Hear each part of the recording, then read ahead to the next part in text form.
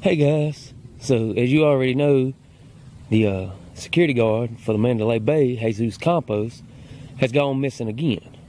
Okay, and it's believed he's gone back to Mexico once again, and so this makes twice that he's gone back to Mexico after the shootings in Las Vegas. Why? Why does he keep going to Mexico? I mean, you got the only eyewitness who can identify the shooter or shooters that shot at him. And he keeps leaving the country. It just looks awful suspicious to me. I mean, it doesn't make any sense. I have suspected from day one that Jesus Campos has something to do with the shootings. I've suspected it, and it's probably going to come out in light pretty soon. I guess we'll just have to wait around to see. Joining us now is former Secret Service agent Dan Bongino. So Dan, why would investigators allow Jesus Campos, who again was the sole eyewitness that we know of to the shooting from within the building, to leave the country shortly after while the investigation is still going on? I'm baffled by that. It's very strange, Tucker. I mean, think about it. There's really no guarantee he's ever going to return. He's not under arrest. He's not under any court order to stay in the country. I mean, they're limited legally what they can do to order him to stay, but it's just confusing. I mean, even I was thinking about this before we went on this segment here, and I'm thinking even the most innocent of explanations, right?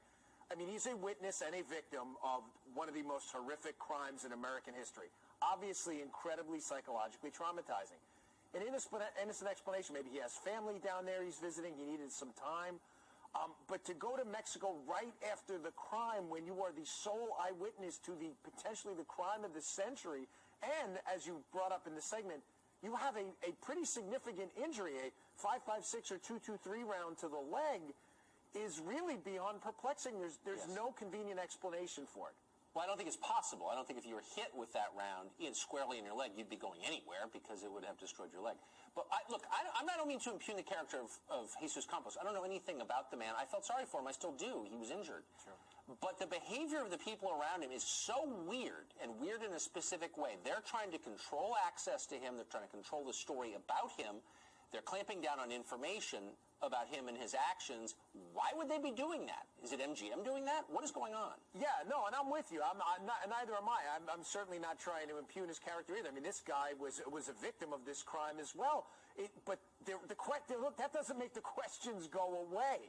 The only explanation I can think of from the beginning, the genesis of all this, this fugue state we're in right now with this, because we had more answers about San Bernardino and Orlando in 24 hours than we have had in this case in weeks, is that there has to be some kind of friction between the parent company of Mandalay due to the potential for mass lawsuits and the Bureau, the FBI that's investigating this. There's no other convenient explanation. That explains a lot of the timeline discrepancies. Yes. That also explains, as you just said, and you're correct, I think this limited and controlled access to Campos, and a reason why the parent company may not have had a problem with him leaving to leave the country for a couple days. They may have facilitated it, abetted it. I mean, that would not shock me at all. But it doesn't explain the behavior of, for example, the Clark County Sheriff. Our producer, Charlie Cougar, called over there today to ask a simple question about licensing.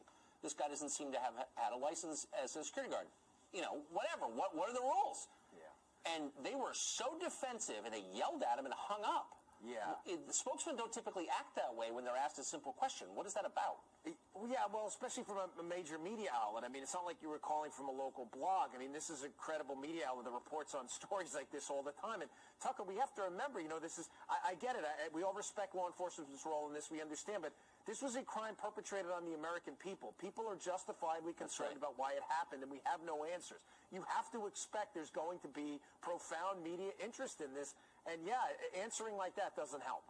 Right. I mean, I respect law enforcement, but if you want respect, behave in a way that earns it. Really quickly, This guy, it's not implausible he came paddock to the attention of federal authorities. Gambling winnings, I think, are reported over a certain number. He was churning a lot of money through the casinos. No one's asked exactly, had he come to the attention of federal authorities? I know he hadn't been arrested, but do you think that's plausible that they knew who he was? Yeah, I mean, if once you deposit $10,000 or more, you have to fill out a currency transaction report at a bank. He may have had suspicious activity reports in banks as well. I don't think this guy was a ghost to the federal law enforcement system. I think as information comes out, you're going to see more about that. I agree with that, and I think there's some butt covering going on, just a guess. Dan, thank you. Yes, sir. Okay, so that's that. So, you guys let me know what you guys think. Jesus Campos, is he a victim or a suspect? And MGM, are they harboring a fugitive? Do they know more than what they're saying they know? You guys let me know what you think about it down in the comments, and thanks for watching.